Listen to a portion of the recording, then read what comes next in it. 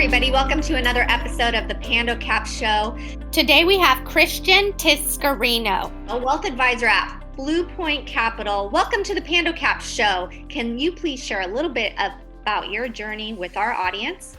Laura, thank you for having me. Yeah, definitely would be happy to.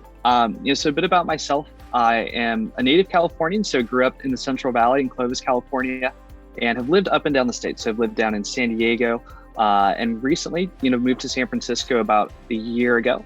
So really enjoying being back in the Bay Area. But really my journey has been one of interest in financial markets from a young age. So when I was 17, I first got really interested in investing.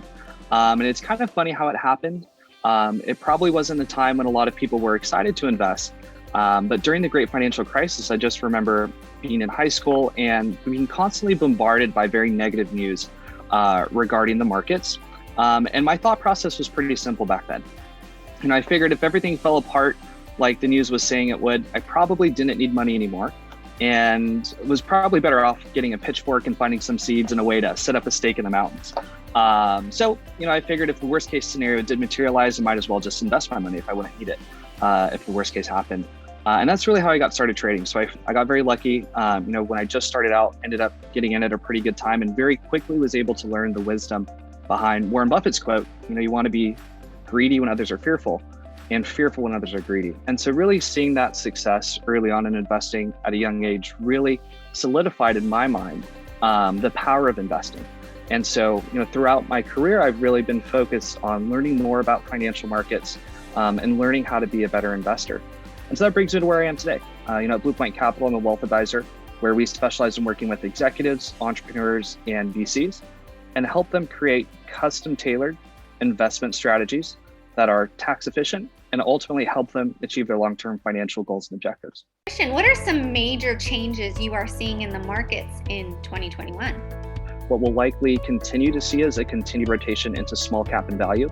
Generally speaking, at the beginning of a new bull market cycle, that's where we tend to see the most deals. The stocks that have been beaten up the most tend to offer the most upside during a recovery. And so I think when we take a look at where we are now, last year we had a great year of performance for the NASDAQ and for technology stocks.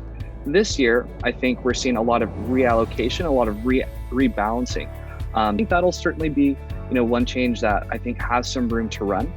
But I do think there is going to be, some interesting changes within the technology sector as well. I think over the long haul, secular growth trends do benefit technology. However, one of the challenges that technology stocks will face will be the increase in equity supply within the technology sector this year. So take a look at the past 6 months. Over the past 6 months, we've seen more equity supply within the technology sector than we saw during the tech boom in 1999, the first tech boom in 1999. And so I think like any other market, securities markets are going to be dictated by the forces of supply and demand. So all else equal, if we see the supply of technology shares increase, I think that puts downward pressure on prices. Okay. So I think one of the challenges for the technology sector will really be this continuation of IPOs creating more equity supply. And at the end of the day, if we see supply increase and demand remains relatively stable, we would expect for prices to decline or maybe not go up as much as other sectors. So Christian, you've created a great career for yourself. Now that you can look back, what would you tell your younger self? I think, for myself, I've always been a bit of a perfectionist. And, unfortunately, sometimes that's caused a lot more worry, anxiety, and sleepless nights than I actually needed. So looking back, I tell myself, at the end of the day, whether it's your own career or whether it's just investing, you need to be an optimist.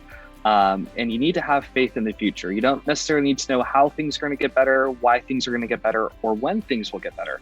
But things always do get better. As long as you're continuing to do good, continuing to put good out there, working hard, keeping your head down, and doing the best that you can, there's no need for you to worry. Get a little bit more sleep at night and keep doing what you're doing.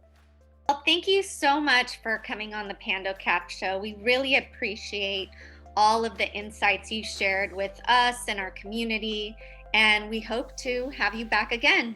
Thank you, Christian. Awesome. Thank you, Laura. Thanks for hosting me.